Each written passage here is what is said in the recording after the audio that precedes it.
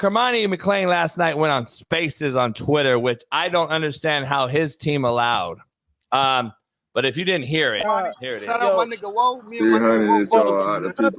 But you got it fucked up. Fuck you, Monty. You ain't got no fucking point. You ain't even talking right now. Oh, you just start talking. Go ahead, Monty. That was him. He just started talking. My bad. Go ahead. Got 300 people in the rear. You think I care? You don't give a fuck. That's the problem right there. All right, see, look at that. Boom. If he don't give a fuck, then we don't give a fuck. See, boom. Just like that. No problem. Bro, we had high hopes for you, my nigga. Like, hey, no, on some real shit, bro. I'm going to tell you like this, fool. I'm going to tell you like this, bro. On some real shit, no troll shit, fool.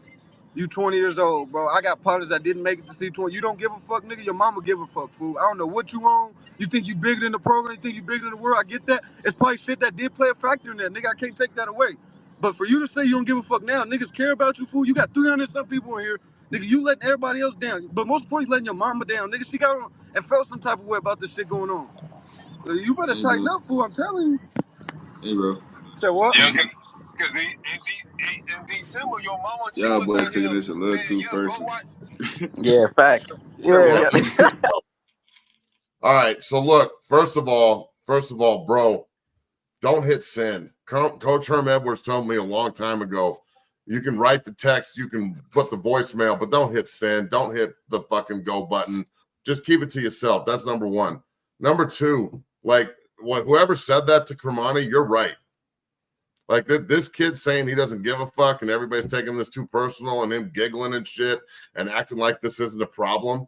Like, this is exactly why I said at the beginning of the show, I guarantee you this kid's a shitbird and doesn't care and thinks he's way too cool for school. And, like, he doesn't need to go to class and he doesn't need to put in the work and everything's a fucking joke. And, like, it's like this whole generation has got this, like, like, hey, everything's cool. Like, I'm the coolest motherfucker here. And I got 5 stars next to my name and I got an NIL deal and I'm a bad motherfucker. And you know what? That's bad. That's a bad fucking look, dude.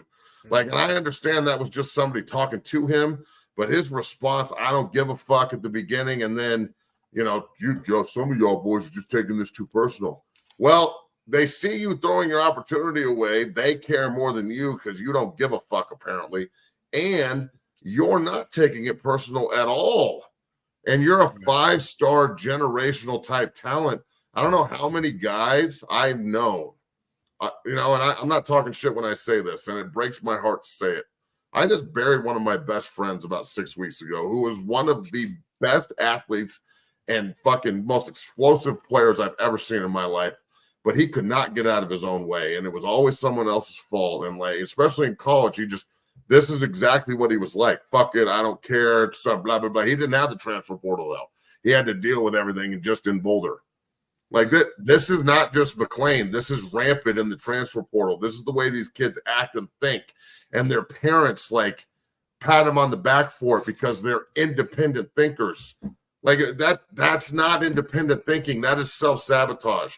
There's a huge fucking difference between sabotaging yourself and your opportunity and maximizing yourself and saying you don't give a look. If you don't give a fuck, why? I don't want you in Boulder, dog. And your 5 stars. Kicks fucking rocks, homie. Give me something who actually gives a shit. Yeah. I just buried one of my embarrassing. I just buried my friend, one of the greatest athlete I've ever seen in my life, who never attended one day of high school. And it's because he didn't attend to his health. Total opposite. But again, the same thing, same result. If you don't attend to yourself or understand what it takes to become healthy or to stay alive or stay in school, and to your point, or stay in the league, it's self-sabotage. It's fucking unbelievable. That's the sad part about it. Here's my take that I don't believe Deion understood going into this Colorado job. Honorable that he took the job. I don't know if he was abreast of what was going to turn this was going to turn into. And this is my point that I don't believe anyone's ever talked about. The teams that I believe are going to win in the near future are either in the South or on the West. I don't believe in this era that you can win playing mercenary ball, rotating bodies every 3 months in a place like Colorado because, and just hear me out, this is why. And I don't believe you can win in a place like Utah. I don't believe you can win in a place like Michigan going forward, even though I'm talking about going forward now. Here's why. To Matt's point, the portal is becoming mercenary business. And guess what? When you are transferring and rotating bodies at an all-time high and you're getting the best player and you're trying to lure them there, what happens is you'll get a Cormani Mcclain who's from Lakeland, Florida, 300 days, sun, warm weather. You go to Boulder, Colorado. He's probably witnessed the snow more than he has not. And he's probably like, fuck this. I should have went to Miami.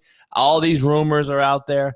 This isn't just one instance with Cormani in Colorado. I'm talking about all the schools that are in these situational weather situations, climate situations. I don't believe we're going to see any schools in the Midwest, in the Northwest win because you have to transfer so often. And let's be honest, you're not going to get players from the South, Florida, from LA to go, or Texas to go to certain areas.